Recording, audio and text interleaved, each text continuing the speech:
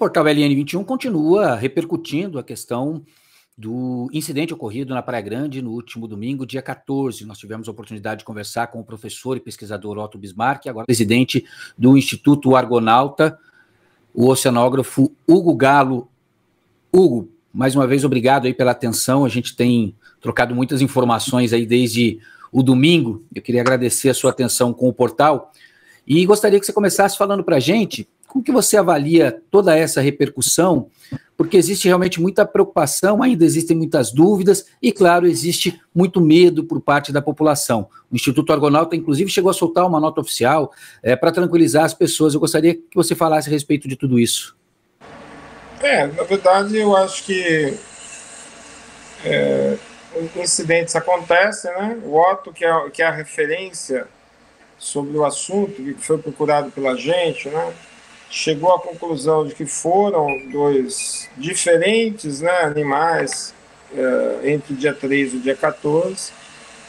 As probabilidades continuam sendo baixas, né, da ocorrência desse tipo de coisa. Não é para ninguém ficar apavorado, até porque eu estava fazendo uma conta básica assim, desse feriado, né? Nós estamos tendo no Aquário de Ubatuba um movimento nos primeiros 15 dias de novembro em relação a novembro de 2019, 40% maior de público, ou seja, tem muito mais gente na água do que o normal. Os tubarões sempre estiveram aqui, continuam estando. Isso não quer dizer que a gente não possa, como o próprio Otto disse, ser relapso, a gente vai ter que ficar observando, mas não há motivo para as pessoas não irem tomar seu banho de mar, não irem frequentar a praia. Tem coisas que a gente pode dar como dicas para que isso seja, digamos, essa hipótese que é baixíssima, né? Como ele falou, acidentes fatais ano passado com tubarões foram 10 no mundo inteiro, né? Incidentes que não foram, desde fatais até como os que aconteceram no Ubatuba, foram cerca de 60, 70 no mundo inteiro, né? Você imagina quantas pessoas estão na água em Ubatuba num feriado como de 15 de novembro. Então, foi uma única pessoa que foi, infelizmente, uma senhora vítima desse incidente. Então, as pessoas não têm que estar preocupadas, porque estatisticamente ainda é uma probabilidade baixíssima. Agora, temos que estar observando? Temos. E o que a pessoa pode fazer para diminuir a chance, que em alguns artigos científicos se fala que é 1 em 11,5 milhões a chance de você entrar no mar e ser mordido por um tubarão? É aquilo que se vê na imprensa e todo mundo sabe. Evitar horário de entardecer e de amanhecer, né? Evitar locais onde você perceba que tem muita atividade de peixes, de pesca, de aves pescando, de peixes pulando, porque atrás disso pode estar o predador. Evitar locais onde as pessoas estejam pescando, porque a isca que o pescador usa pode atrair eventualmente o tubarão. Evitar, procure um local adequado, um banheiro para fazer suas necessidades, porque os líquidos, né, o xixi e outras coisas que a pessoa possa estar evacuando na água também funcionam como atrativo, né? Nesse ponto a gente tem que atentar que há relatos também de locais onde tem grande lançamento de esgoto que acaba atraindo tubarões. Ubatuba precisa sim se preocupar com saneamento no futuro, né? A gente também tem que pensar não só pelos tubarões, né? Seria talvez a menor razão, né? O saneamento é fundamental para a saúde humana como um todo. A gente tem que se atentar também a não usar objetos muito brilhantes, chamativos, quando entra no mar, não entrar com ferimentos, né? São coisas básicas, mas que se a gente fizer uma campanha bem feita e alertar, diminui ainda mais uma chance que já ainda é extremamente pequena. Hugo, você mencionou agora que nos dois ataques não foi o mesmo tubarão, né? Foi um outro indivíduo. O Dr. Otto também frisou essa questão, né? Até por conta do tamanho do ferimento. Na internet tem muita gente questionando nos comentários justamente isso. Foi o mesmo tubarão? Não foi. O que muda em não sendo um segundo tubarão realizando esse ataque? Muda alguma coisa no que a gente pode compreender desse episódio? Olha, é assim, como a gente está falando, né? Os tubarões ocorrem na nossa costa. Na verdade, eles estão aqui desde a época dos dinossauros, desde que o homem apareceu na Terra, né? A interação homem-tubarão ela é histórica. Morrem 100 milhões de tubarões por ano pescados pescados por humanos e morrem 10 humanos por ano atacados por tubarões. Isso posto, mesmo assim, a gente está percebendo o quê? Esses tubarões, nessa época do ano, se aproximam da nossa costa, né? É normal, nessa época do ano, algumas espécies que vêm para dar luz aos seus filhotes, outros vêm em busca de alimento. E, coincidentemente, esse ano também, a gente tem percebido por relatos, aí já são relatos de pescadores, que existe uma maior disponibilidade de alimento nessa época do ano, e que o pessoal tem visto um pouco mais de atividade de tubarões, inclusive do galha preta, não só da espécie que provavelmente mordeu aquela senhora, né? Porque no caso da senhora pode ter sido ou um cabeça chata, que é o que ocorre no Recife também, ou um tigre, que é a tintureira, a famosa tintureira que o Caiçara tão bem conhece e que frequenta nossas águas há muito tempo, né? Hugo, é claro que com tudo isso que aconteceu, né, várias são as especulações, várias são as falas que a gente observa principalmente nas redes sociais, e principalmente em relação a possíveis causas, né, e aí já levantaram várias possibilidades, né, questão ambiental, questão temperatura, a questão, por exemplo, lá de Camboriú, né, o aterro de Camboriú, são várias as falas. Como profissional, né, como especialista, dá para a gente, você consegue mais ou menos definir quais seriam as causas ou ainda é muito cedo, precisa de uma análise melhor? Você falava ontem, quando a gente conversou, pouco antes da liberação do laudo, que já tem sido, o próprio Instituto Argonauta tem percebido justamente essa questão, a presença maior de tubarões, até a questão das baleias também, recentemente, um número em volume um pouco maior. Dá para tentar entender o que está acontecendo para a gente ter essa movimentação? Tem uma causa? Então, os tubarões a gente não tem percebido, a gente tem ouvido o relato de quem está no mar diretamente pescando, que são os pescadores, né? A gente tem ouvido, a gente tem diagnosticado nos últimos 5 anos uma maior quantidade de baleias jubarte na região, que tem tido o hábito, inclusive, alimentar, coisa que não era comum aqui nos anos anteriores. Obviamente, quando a gente fala em alterações ambientais, mudanças climáticas, teve um pesquisador que deu uma entrevista para a CNN Brasil esses dias, da Universidade Estadual do Rio de Janeiro, um oceanógrafo chamado David Z, que ele citou que os ataques de Ubatuba poderiam estar relacionados às mudanças climáticas. Ele citou um fato de que a gente sabe que a nossa região, uma das principais alterações que vai haver é o aumento da quantidade de chuvas. A gente sabe que em outubro, por exemplo, eu sei que eu meço diariamente, dos 30 dias de outubro que antecederam esses feriados, choveram 23.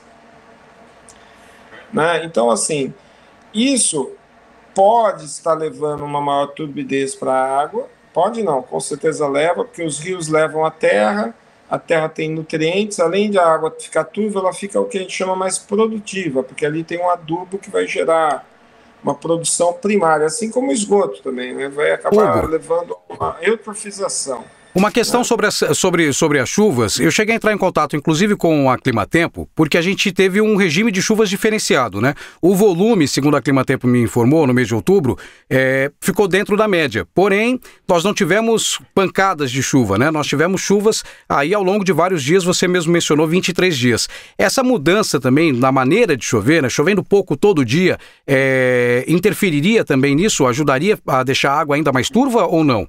Então, na verdade, assim, quando tem uma chuva pontual, mesmo que muito forte, ela leva muito material, mas depois isso tende a assentar no fundo. Quando você tem chuva diariamente, né, você acaba mantendo menor visibilidade da água, né, que é um dos fatores, né, que a gente aponta também para as pessoas se prevenirem do ataque, evitarem águas turvas, né, águas muito sujas, porque tanto dificulta o tubarão ver que ele não está pegando peixe, quanto dificulta o ser humano ver que pode ter um tubarão próximo. Mas assim, eu estava citando o David Z, porque assim, embora a teoria dele eu respeite e acho até que ele pode ter razão, a gente ainda não tem elementos suficientes em termos... A ciência trabalha com estatística, né? Então, em número de casos, em número de evidências que possa afirmar. Com certeza o homem está alterando o planeta, todo mundo está vendo isso, a COP26 está aí, né, falando de todos os problemas que a gente está causando. Nós temos que parar para repensar nossos hábitos. Isso influi e muito no ambiente marinho. O ambiente marinho é um dos que mais sofre com essas alterações. E esse pesquisador do Rio está advogando isso, que pode ser, uma vez que tem mais nutrientes, mais material em suspensão e mais alimento, que isso tenha atraído esses tubarões que também estavam buscando alimento aqui para a costa. Mas isso é uma teoria, né? A gente ainda não tem comprovação. O que a gente tem é os relatos dos pescadores de que estão vendo mais peixes pela região, tubarões, né, e peixes, e cardumes, e sardinhas, e paratis. E, infelizmente, esses dois incidentes, que de certa forma comprovam um pouco isso. Mas da mesma forma que o Otto falou, eu confirmo. A gente está tendo 40% a mais de público na região. É um número muito alto. Todos vocês perceberam como Ubatuba tem tido movimento todos os dias. Então, a probabilidade de você pôr mais gente na água, de encontrar um humano, encontrar com um tubarão, é aumentada, né? Então, a gente está num momento que o que nós temos que fazer?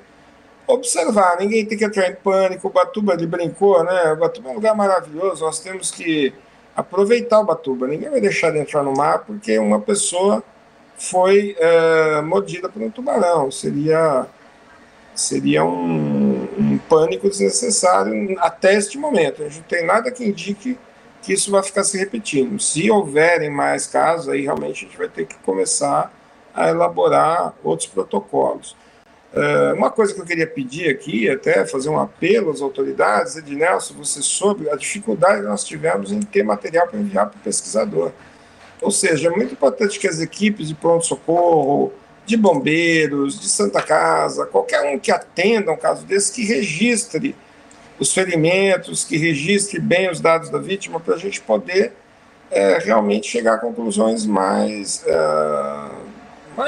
eu não vou chamar conclusões conclusivas, que é uma redundância, mas mais certeiras, né? Para a gente ter certeza do que está acontecendo, inclusive qual a espécie que tá causando realmente esses ataques. É óbvio que não foi o mesmo pelo tipo de mordida. Isso ficou muito evidente para o Otto, que é o especialista,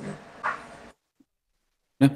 A gente teve, desde o começo, muita cautela no LN21 em relação à divulgação, ao trato da notícia, e dos pesquisadores em só dar um posicionamento com os dados realmente claros na mão. Isso gerou muitos questionamentos, muitas dúvidas. A gente chegou a ser, né, em alguns momentos, acusado de estar escondendo a verdade, preocupado com a temporada, quando, na verdade, a gente teve, sim, um cuidado para saber exatamente o que estava acontecendo.